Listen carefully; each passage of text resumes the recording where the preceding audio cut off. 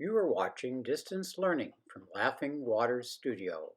Today we will paint mountains with waterfalls. Good morning, welcome back.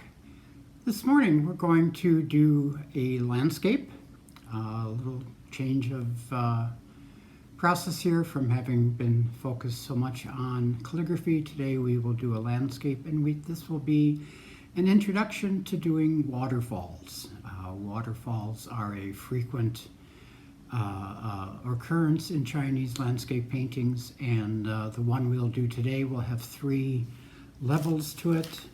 There will be a waterfall in the foreground, in the middle ground, and then one in the distance. And so to set up a waterfall, you need the container, and the container is the rock or mountain walls on each side of it. So you're going to be setting up that area of where the water will fall by creating the solid area around it. So while you're focused on keeping that widening white area, you're going to be building the solid wall around it. And that'll require us to use both our regular landscape brush and for the water in particular and the pines coming off the edge of the cliffs, our detail brush. So we'll need both brushes today. We'll also be mixing up a couple layers of wash as well. And so let me switch to the overhead view and we'll get started. So we will start with our landscape brush, get it a little bit wet, fix its point, and we're going to be starting with the outline for this mountain, for the first set of mountains. Pick up a little bit of ink here, work it into your brush, wick off some of that excess, and then test it, and we have a nice black ink. So we're going to start with our foreground falls. We'll then have a middle, and then we'll have a distance, and each of those will be in different tones. So I'm going to start with this rock, starting from the side, a little bit of the side of the brush to get a rough texture to it. So just some almost scraping lines coming down, another set of it decreasing in width, a piece that might be hanging out a little bit over a ledge, and then another one or two that come down and make our path for the water. We can then do the other side. Going to make this top of it close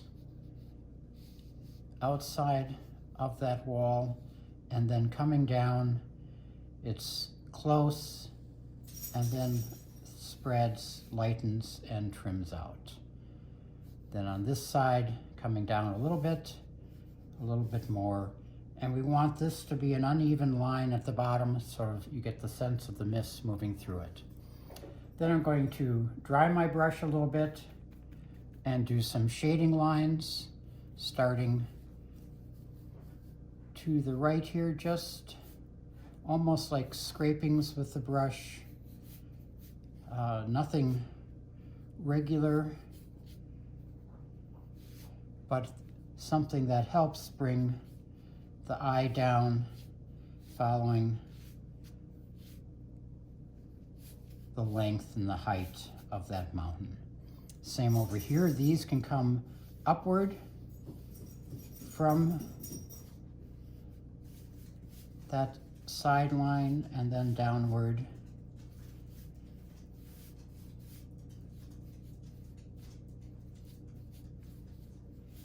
Creating this little bit of white opening in the middle that will help give my mountain a sense of height.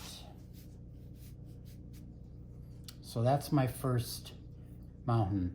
I'm then going to move on to the second set of mountains before I do the washes on this. So I'm going to put a little bit of wash in my dish, a little bit of water in my dish.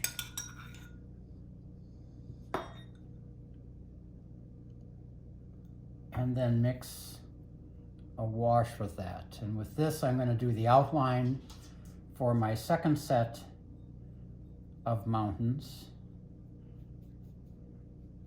I can pick up a little more ink. It's not quite dark enough. This is in full ink. I want the next one to be sort of half, and then the next one from that, half again. So here we are. Nice middle gray. So this falls is coming here. The next one is towards more of the center of the page. Again, not using the tip so much as the side of the brush and pulling down the beginning of that second mountain, having it fade out, starting over here with a little bit of a curve, and then the second mountain. And Cody, you're going to have to wait until the demonstration is done. And then another one, and another one, and one more side one here. There we are. So now as we continue with these middle ground mountains, I'm going to make the wash a little bit drier and do some of my shading lines, bringing this waterfall down a little bit farther, and again using more of the side of the brush as opposed to the tip. I need to dry this off a little bit more so I get a nice dry stroke coming down.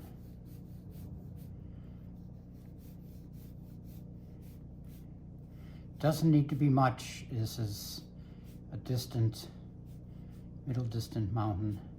Just some stray ones out here, bringing that collection of mountains off to the edge. Leaving space here, both for the mist, and also I will add some pine trees here when we do the final detail. And then continuing, again, this starts narrow, opens up a little bit wider as it comes down, doing my shading lines inside, and bringing this down farther on the page. So adding just a little bit more water, making it a fairly light gray. I'll go back down to the first set and add some more shading lines to that.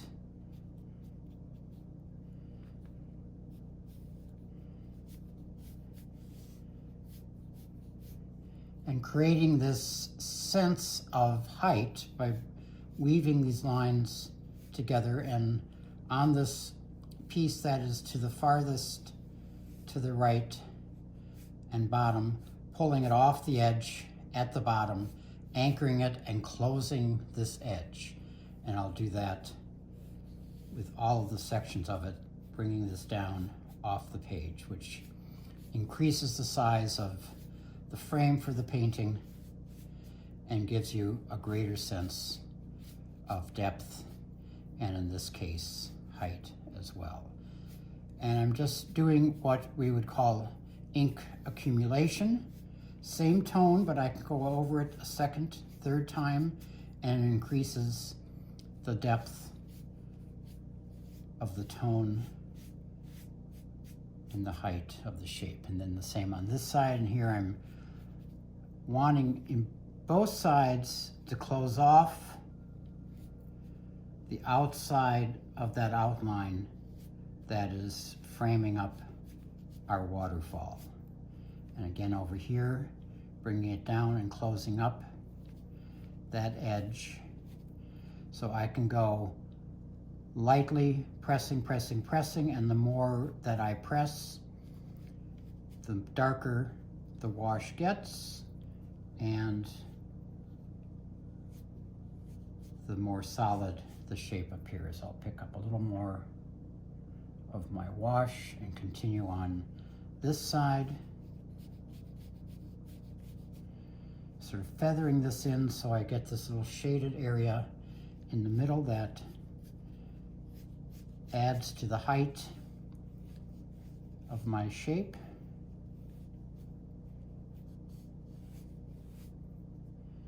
And again, trying to avoid any kind of pattern so that it has a casual feel to it. And again, the speed of my stroke, I can go from very light, just glancing lines, to pressing a little bit more and getting a darker shade from the very same brush without ever having to change tones. And then feather it out at the bottom so that it disappears into the mists. Then we'll go to our next more distant mountain, again with the light wash. Can go even a little bit lighter, just going tip to water to lighten this brush up.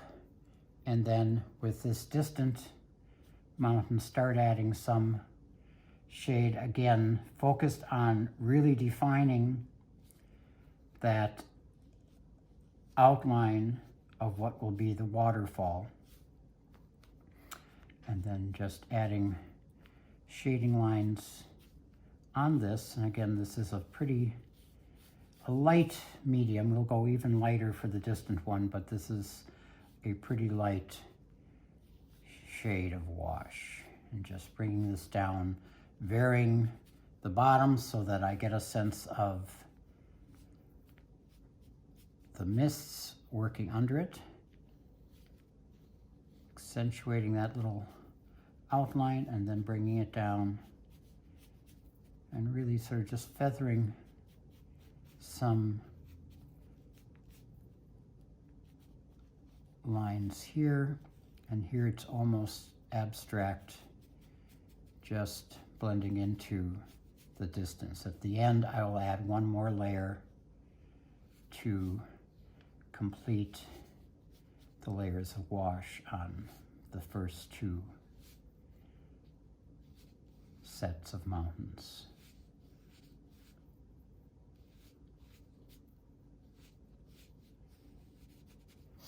Now I'm going to go to the upper corner, and with that same really almost faint wash, make one more path for this waterfall, and with some shading lines coming down. And again, in this case, I'm closing off the top portion, but not going all the way off the left edge.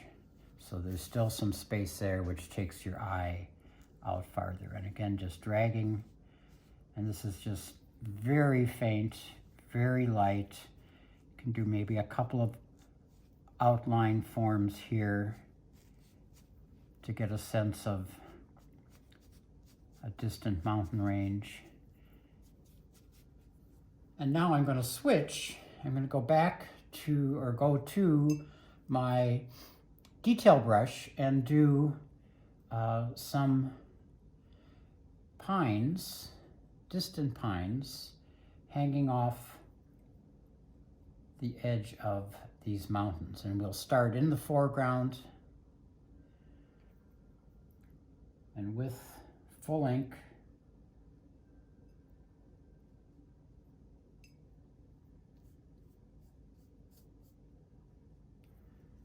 and we'll start down here in this little break, and I'll do a little line, and then series of dots, and these are fairly wet.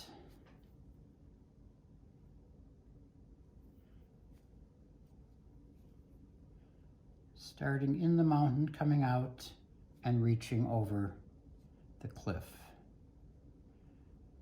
You want to do a little bit of pressing. They should be pretty tight to each other, not totally touching, but not all independent, and then feathering off as they come off the cliff. And this will be just our first layer. We will come back and do another layer that is more faint. We can work farther up the mountain up to this peak and come out with a nice long one. And again, these can be pretty wet dots feathering off. One a little bit lower.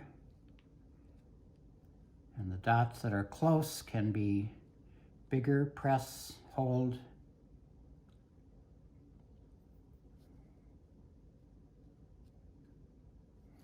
And the dots can go a little farther than what your branch line shows.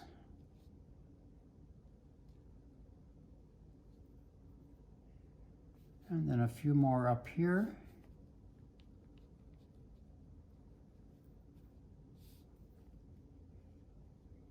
Again, these are pines. They're strong. They're holding on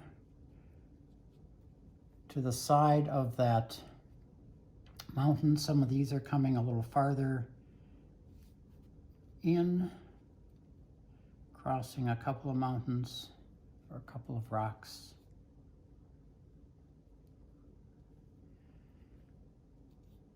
And this would be the equivalent of doing dots, except that we're doing it with some distant pine branches. A couple more hanging off the top of this ledge.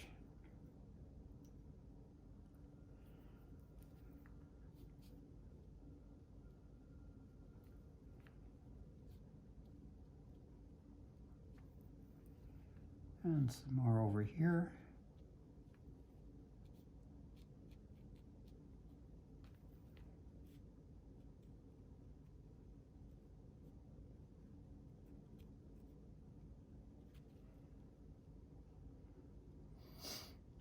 Okay, and then we'll go to a lighter gray, a more middle gray, using a wash that we used early for the middle mountains.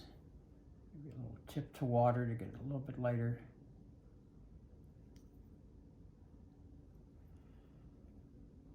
And we'll add our second layer of dots with our pine boughs filling in. Some of them can just be rows of dots, just to thicken it up a bit and to add some depth. And again, you don't want it too much of a pattern or too much anything in too identifiably as a row.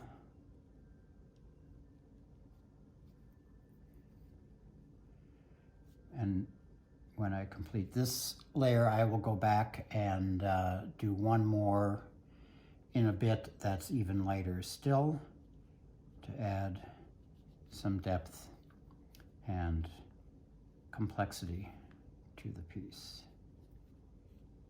And some of these can be pretty informal. They don't have to have all their lines, all their branches.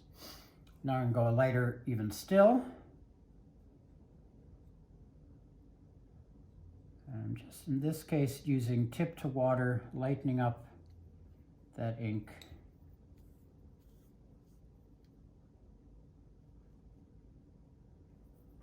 And doing one more layer on the bottom, this time fainter still.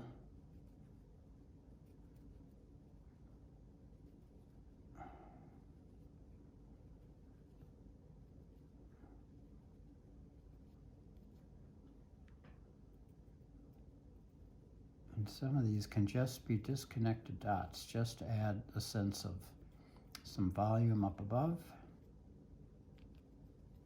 And then I'm going to go to the middle mountain and do a similar scheme of bringing down a line and then my dots.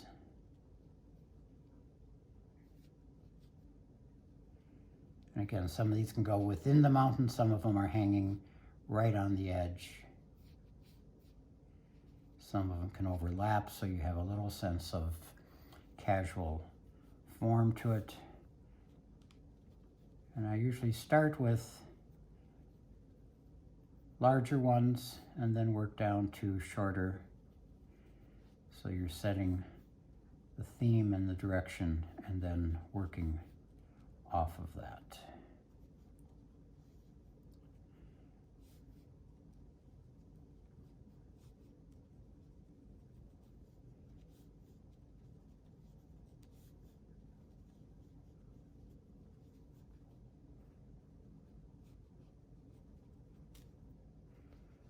And then coming this way.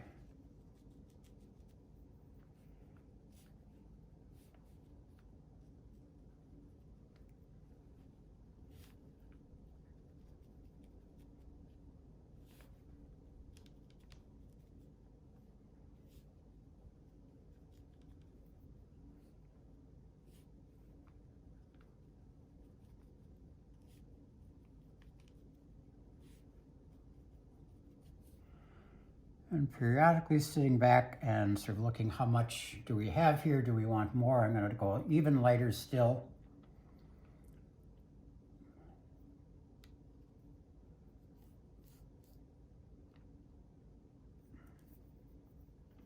And fill in a little bit more, give a little more density to it. A little less in my brush here.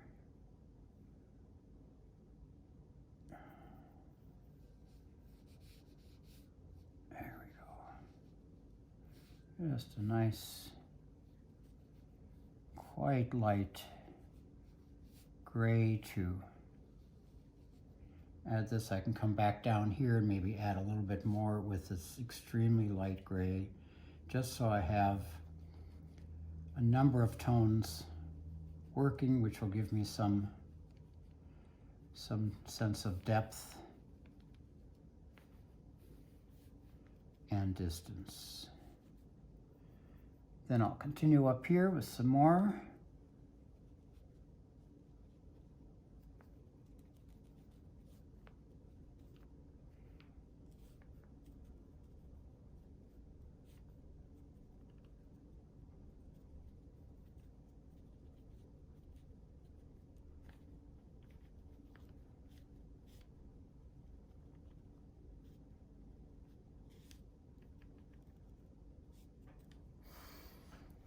Then I'm going to loosen up my wash from my landscape brush a little bit more to really get almost the lightest tone I can get. And I'm going to come back down here and add some more of that. I don't want to take out all the white, but I want to take out a lot of it. And I'm sort of running on the edges, outside edges of these outlines, getting a little more depth, and particularly on the outline of the water, bringing that down farther still. Getting a little bit more, doing this side, closing up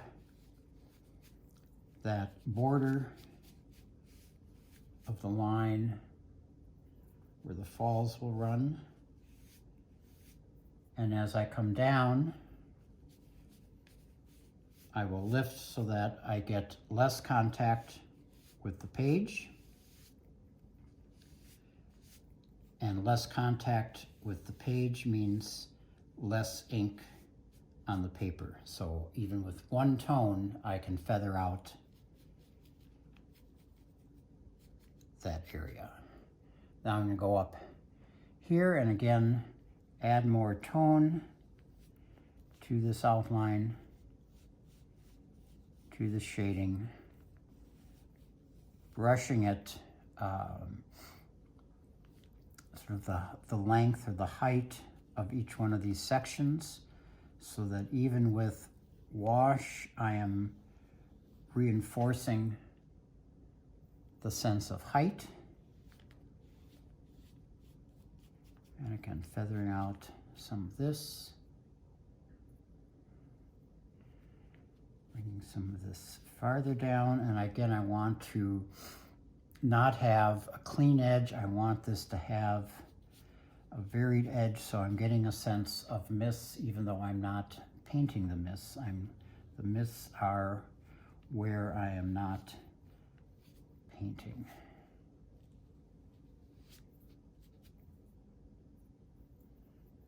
And some more here.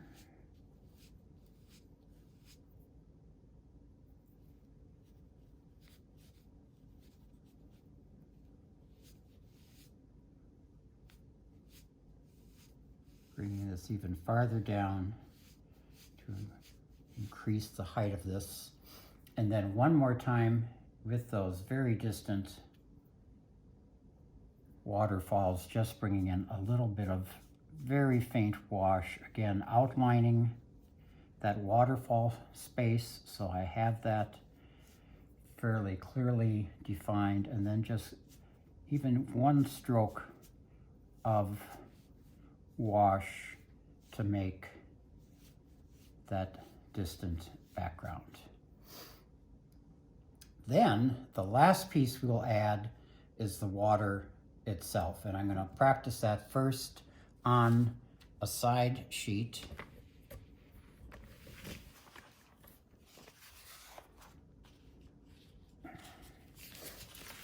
Put this to the side, and we're going to use our detail brush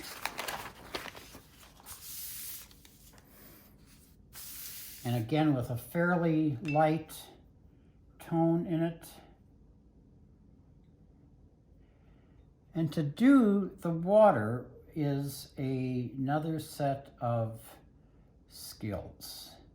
And the brush needs to be well mixed. You don't need a lot in the brush. And I want it to be a gray stroke, but not necessarily too wet. So I just want to pull it down. And then another one comes off of that. And then another one comes off of this. And another one comes off of that. So let's do that again. We start with a gray stroke towards the top and towards the right edge, coming down. Another edge, another stroke off of that. One coming here, and one coming here. So let's try that on our painting and see how that works. And we're only going to do these strokes on the front falls. The others are in the distance and don't need them. So I'm going to start close here and come down. One, close again, two, a little bit to the right, three, and then four farther. And maybe I'll just add one more. That was two. I have my falls, I have my distance falls, and the one even farther. And then to make this complete, I might put full ink back into my detail brush and then add just on this edge a simple date and name. So today would be 2020 is our year. It is now 5th month.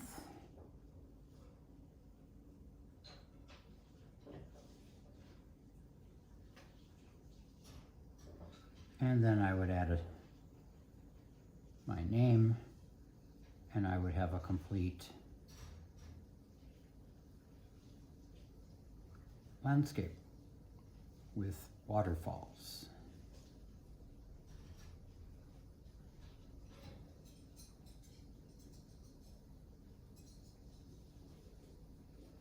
And there we go, complete. So that's our lesson for this week, and give it a try, take your time. If you want to break it down, I would break it down into the mountains, into the pines, and into the water itself. You could practice that separately and then put it all together into one complete piece with foreground, middle ground, background, date and name, and you have a complete landscape. So give it a try, and we'll see you next time. Bye-bye.